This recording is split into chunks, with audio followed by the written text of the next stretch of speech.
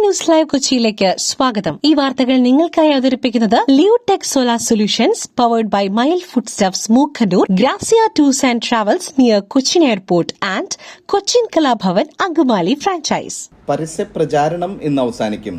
കൊട്ടിക്കലാശം ആഘോഷമാക്കാൻ ഒരുങ്ങി മുന്നണികൾ. മറ്റന്നാൾ വിധിയെഴുത്ത്. സംസ്ഥാനത്ത് നിയമസഭാ തെരഞ്ഞെടുപ്പിന്റെ പരസ്യ പ്രചാരണം ഇന്ന് അവസാനിക്കും. വൈകിട്ട് 6 മണി വരെയാണ് പരസ്യ പ്രചാരണം. പ്രചാരണത്തിന്റെ അവസാന ദിവസം കൊട്ടിക്കലാശത്തോടെ ആഘോഷിക്കുവാൻ മുന്നണികൾ ഒരുങ്ങിക്കഴിഞ്ഞു. കയ്യിൽ കാശില്ലാത്ത സ്ഥിതി വന്നാൽ പോലും ബാങ്കിൽ നിന്ന് ലോൺ എടുത്തെങ്കിലും ജീവനക്കാർക്ക് സമയത്തിന് ശമ്പളം കൊടുക്കും MA യൂസഫ് അലി. ഗൾഫ് മേഖലയിൽ ഏത് സാഹചര്യമാണെങ്കിലും ലുലു ജീവനക്കാർക്ക് കൃത്യമായി ശമ്പളം സമയത്ത് നൽകുന്നതിൽ ഒരു മാറ്റമുണ്ടാകില്ല എന്ന് Lulu group chairman MA Yusuf Ali ഫുജറയിൽ മാധ്യമപ്രവർത്തകരോട് സംസാരിക്കുമ്പോഴായിരുന്നു അദ്ദേഹത്തിന്റെ പ്രതികരണം. ഈ സമയത്ത് പതറാതെ നിൽക്കുന്നതാണ് നമ്മുടെ കടമയും ബാധ്യതയുമെന്നാണ് യൂസഫ് അലി പറഞ്ഞത്. അവശ്യ ഉൽപ്പന്നങ്ങൾ ഉപഭോക്താക്കൾക്ക് ഉറപ്പാക്കുന്നതിനോടൊപ്പം പ്രധാനമാണ് ജീവനക്കാർക്ക് സമയത്ത് ശമ്പളം കൊടുക്കുക എന്നത്. കൊറോണ സമയത്ത് പല കമ്പനികളിലും ശമ്പളം വെട്ടിക്കുറച്ചെങ്കിലും ലുലു ജീവനക്കാർക്ക് 1 രൂപ പോലും കുറച്ചില്ല. കൊറോണ കാലത്ത് ബാങ്ക് ലോൺ എടുത്തുവരെ കൃത്യമായി ശമ്പളം നൽകിയ സമയമുണ്ട്. ഈ ഘട്ടത്തിലും സമയത്തിന് ജീവനക്കാർക്ക് ശമ്പളം നൽകുന്നത് കൃത്യമായി തുടരുമെന്നും യൂസഫ് അലി പറഞ്ഞു. വയനാടിന്റെ പേരിൽ കോൺഗ്രസ് സംഘടിത കൊള്ള. ഷാഫി പറമ്പിലും രാഹുൽ മാങ്കൂട്ടത്തിലും നേതൃത്വത്തിലിരുന്ന സമയത്ത് വലിയ തുക വന്നിട്ടുണ്ട്. NS നുസൂൺ. വയനാട് ദുരന്തത്തിന്റെ പേരിൽ കോൺഗ്രസ് നടത്തിയ ഫണ്ട് ശേഖരണം വലിയ തോതിലുള്ള ഒരു സംഘടിതമായ കൊള്ളയാണെന്നാണ് NS നുസൂൺ. ഈ വിഷയത്തിൽ വസ്തുതകൾ അന്വേഷിക്കണമെന്നാവശ്യപ്പെട്ട് അദ്ദേഹം DGPക്ക് പരാതി നൽകി. 5,38 ലക്ഷം രൂപയുടെ കണക്കാണ് പാർട്ടി പറയുന്നത്. ആർക്കു വേണമെങ്കിലും പണം നൽകാൻ കഴിയുന്ന ആപ്പ് രാഹുൽ ഗാന്ധിക്കും പ്രിയങ്ക ഗാന്ധിക്കും ഗാന്ധി കുടുംബത്തിനും ഏറ്റവും കൂടുതൽ ബന്ധമുള്ള വയനാട് പാർലമെന്റ് മണ്ഡലത്തിൽ നടന്ന ദുരന്തത്തിന് സഹായവുമായി നിരവധി ഉന്നതരെത്തി.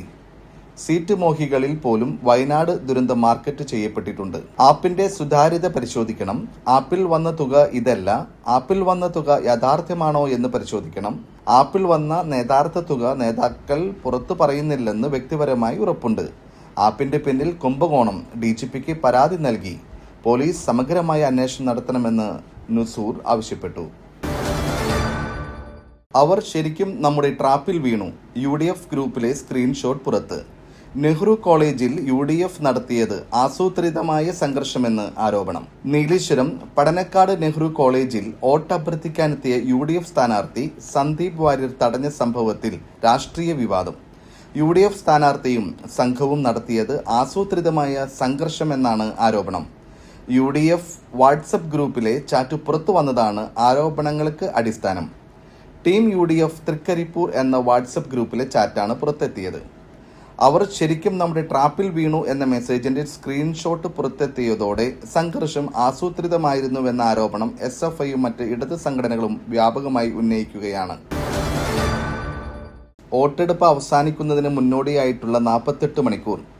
കർശന നിയന്ത്രണങ്ങളുമായി മുഖ്യ തെരഞ്ഞെടുപ്പ് ഓഫീസർ. ഏപ്രിൽ 7 ചൊവ്വാഴ്ച വൈകിട്ട് 6 മണിക്ക് സംസ്ഥാനത്ത് പരസ്യ പ്രചാരണം അവസാനിക്കുമെന്ന് മുഖ്യ തെരഞ്ഞെടുപ്പ് officer doctor Rathan U Kelkar. സ്വതന്ത്രവും നീതിപൂർവവുമായ തെരഞ്ഞെടുപ്പ് ഉറപ്പാക്കുന്നതിനായി വോട്ടെടുപ്പ് അവസാനിക്കുന്നതിന് നിശ്ചയിച്ചിട്ടുള്ള സമയത്തിന് 48 മണിക്കൂർ മുമ്പ് പാലിക്കേണ്ട കർശനമായ നിയന്ത്രണങ്ങൾ പുറപ്പെടുവിച്ചിട്ടുണ്ട്. വോട്ടർമാർ ഭയരഹിതമായി വോട്ട് രേഖപ്പെടുത്തുന്ന സാഹചര്യം ഉറപ്പാക്കുകയാണ് ഇതിന്റെ ലക്ഷ്യം. പുട്ടു രുചികരമാവണമെങ്കിൽ മയിലിന്റെ പുട്ടുപൊടി തന്നെ വേണം. അതിന് ചെമ്പാപ്പുട്ടാണെങ്കിലും അങ്ങനെ തന്നെ. മയിൽ റൈസ് ആൻഡ് ഫുഡ് പ്രൊഡക്ട്സ്, ശ്രേഷ്ഠം സമ്പുഷ്ടം. കൂത്തുപറമ്പിൽ പോലീസുകാരന്റെ വീടിന് ബോംബെറിഞ്ഞു. ഗൂഢാലോചന നടത്തിയ RSS പ്രവർത്തകനും അറസ്റ്റിൽ. കൂത്തുപറമ്പ് ചെറുവാഞ്ചേരിയിൽ പോലീസുകാരന്റെ വീടിന് ബോംബെറിഞ്ഞ കേസിൽ ഗൂഢാലോചന നടത്തിയയാളും അറസ്റ്റിൽ. RSS പ്രവർത്തകൻ ചൂണ്ടിയിൽ സ്വദേശി പള്ളിത്ത് ഞാലിൽ വീട്ടിൽ അമൽ രാജാണ് അറസ്റ്റിലായത്. അമലിനെ കാപ്പക്കേസിൽ ഉൾപ്പെടുത്തിയതാണ് പ്രകോപനത്തിന് കാരണമെന്ന് പോലീസ് അറിയിച്ചത്. 2 RSSകാരെ നേരത്തെ അറസ്റ്റ് ചെയ്തിരുന്നു. കണ്ണവം സ്റ്റേഷനിലെ സ്പെഷ്യൽ ബ്രാഞ്ച് ഓഫീസർ പൂവത്തൂരിലെ UP അർജുന്റെ വീടിന് നേരെയാണ് കഴിഞ്ഞ ആഴ്ച ബോംബെറിഞ്ഞത്. രാത്രി 12:40 സംഭവം. ശമ്പളത്തർക്കം. കൊല്ലത്ത് ഹോട്ടലുടമയെ ജീവനക്കാരൻ കുത്തി കൊലപ്പെടുത്തി. കൊല്ലം ചടയമംഗലത്ത് ഹോട്ടലുടമയെ ജീവനക്കാരൻ കുത്തി കൊലപ്പെടുത്തി. സ്പൈസി ഹോട്ടൽ ഉടമ സക്കീർ ഹുസൈനാണ് കൊല്ലപ്പെട്ടത്. ഹോട്ടൽ ജീവനക്കാരനായ മലപ്പുറം സ്വദേശി ഇർഷാദ് പിടിയിലായി. ഇന്നലെ വൈകിട്ട് 4:30യോടെയാണ് സംഭവം നടക്കുന്നത്.